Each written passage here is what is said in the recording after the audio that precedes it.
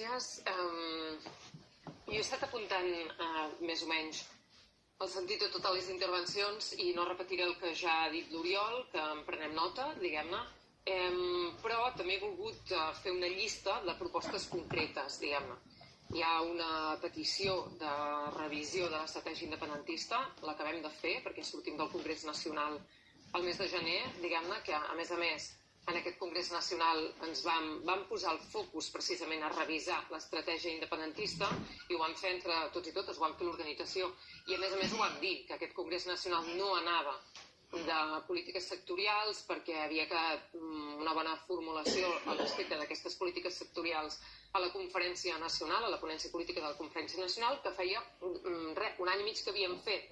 Per tant, vam posar el focus en aquest Congrés Nacional del mes de gener amb una revisió de l'estratègia independentista que va ser aprovada, diguem-ne, molt majoritàriament, però és evident que se'ns demana una reflexió al respecte i, per tant, la tornarem a fer, parlarem a nivell de direcció executiva nacional. Si teniu idees de cap on ha d'anar aquest canvi, jo també agrairia que les expliquéssiu, diguem-ne, perquè l'estratègia independentista està analitzada i està traçada sobretot arran, diguem-ne, del que vam aprendre que havíem de millorar de l'octubre del 2017, del referèndum d'independència, i del que ens havia quedat pendent de fer, i de què havia fallat, i de què havíem de treballar per poder-hi tornar.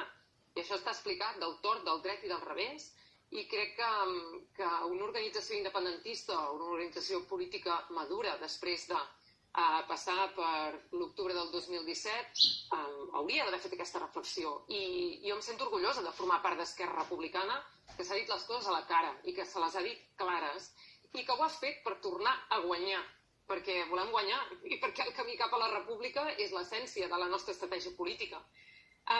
Està formulada en bastants documents interns i està concretada. Hem digerit el que va significar l'octubre del 2017 en lliçons apreses, en fortaleses en alguns casos, però també en febleses i en debilitats en altres. Ho hem explicat públicament. Hem tingut la gosadia de dir el que la gent no vol sentir, perquè si no ho diem i no hi treballem, no guanyarem mai. I, per tant, ens sembla que el que ha de caracteritzar el moviment independentista és la maduresa política que va guanyar l'octubre del 2017 i, a més, els aprenentatges per poder seguir i, finalment, constituir la República Catalana. I s'ha de ser valent per dir això, perquè és molt més fàcil fer un discurs de doncs hem de fer la independència, proclamem-la ja i, d'acord, com es fa? I sap molt greu que en tot el moviment independentista no hàgim pogut compartir una anàlisi entre tots els actors amb prou sinceritat, deixant al marge el tacticisme i el partidisme que fa que només ens porti a la competició entre nosaltres per guanyar-nos 4 vots més. Perquè així no guanyarem, així no. Hem intentat tenir aquest anàlisi compartit, ha estat impossible, ens hi hem deixat la pell. Hi havia el Jaume Castellet, que ha dit que estava connectat des de la secció local del grup, si no m'erro, diguem-ne, que deia, què hi fas a Suïssa? Torna, carai! De veritat que he d'explicar què hi faig a Suïssa, a Ginebra, des de fa 5 anys? En sèrio? Us he de recordar que estic acusada avui encara per haver organitzat, participat, dirigit i liderat l'1 d'octubre i per haver aguantat i resistit amb la majoria de militants i simpatitzants d'aquesta organització el que va passar l'1 d'octubre i el que havia d'haver passat el 2 i el 3 i el 4 i el 5 i el 6 i el 7 i el 8 i el 9 i el 10 i el 10 i l'11 i així fins al 27? De veritat? En sèrio que ens hem de fer això entre nosaltres? Home, va. Jo em defensaré on sigui del que vaig fer, del que soc, del que penso i continuaré treballant on sigui amb la fermesa del primer dia i que ho digui jo té un mèrit brutal perquè he passat per la repressió política i encara hi estic per la independència del meu país. Em sap molt greu que això no ens ho sapiguem entre nosaltres. Molt greu. Molt. Però resulta que sóc a Suïssa també perquè no només m'acusen d'haver organitzat el referèndum de l'1 d'octubre, de ser independentista, de ser-ho com a secretària general d'Esquerra Republicana de Catalunya, com a diputada de Junts pel Sí al Parlament de Catalunya, d'haver liderat i aixecat el dit perquè fos debatuda al Parlament de Catalunya la llei la llei de referèndum d'autodeterminació de Catalunya, l'única llei que mai s'ha portat al Parlament de Catalunya per fer un referèndum d'autodeterminació al nostre país, no només per això, sinó perquè quan teníem els presos vaig lluitar perquè sortíssim, vaig lluitar perquè continués la mobilització política als nostres carrers i ho vaig fer des de Ginebra i ho continuo fent i ho continuaré fent. Esquerra Republicana, on sigui, perquè sóc independentista i he decidit dedicar-hi la meva vida a això. Per què? Perquè porto els últims 10 anys i els últims 5 i porto amb un estat a la contra i ja està. No faré res més a la meva vida. Res més que continuar treballant per assolir la República Catalana. En sèrio que ens hem de dir això aquí? Però bé, quan teníem els presos polítics a la presó, jo era de les que considerava que els nostres lideratges polítics, els que tenien més capacitat de refer el moviment, els que tenien més capacitat d'influència a la societat catalana, però també a la societat internacional, els que ens representaven més a tots i a totes, aquells que havien fet possible l'1 d'octubre, havien de sortir de la presó, perquè no hi fotien res allà dintre.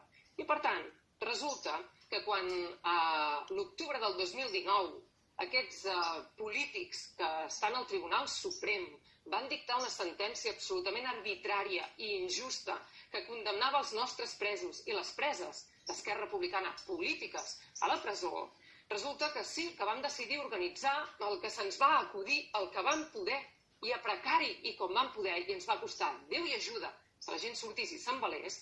I per què havia de tornar a casa? Ningú va dir que es tornés a casa, però vam organitzar una cosa que es va dir, que es va autodenominar el tsunami democràtic. Per què? Perquè la sentència ens semblava profundament injusta i perquè volíem revitalitzar el moviment. I ara hi ha un tribunal que diu que això és una causa de terrorisme. I jo no tornaré i em deixaré agafar fins que aquests senyors no s'hagin aclarit i que diguin que el que van fer és l'exercici del dret a la mobilització i la manifestació pacífica. Per tant, vagi per endavant això, i si Esquerra Republicana no ho accepta i no ho assumeix, doncs la Marta Rovira farà la independència des d'alguna altra banda, perquè per sobretot soc militant de la causa. Ara, m'estimo aquest projecte com el que més, perquè està fet d'homes i dones de veritat que treballen des del primer moment i des de fa més de 90 anys per assolir el que hem vingut a treballar. Dit això, què faig a Suïssa? Doncs una cosa que fins ara no havíem fet com a moviment independentista. Una de les febleses que identifiquem l'octubre del 2017, quan en fem una anàlisi, seré per guanyar, per continuar i per guanyar. Què faig a Suïssa? Doncs moltes coses no les puc explicar, per no comprometre la gent amb qui parlo.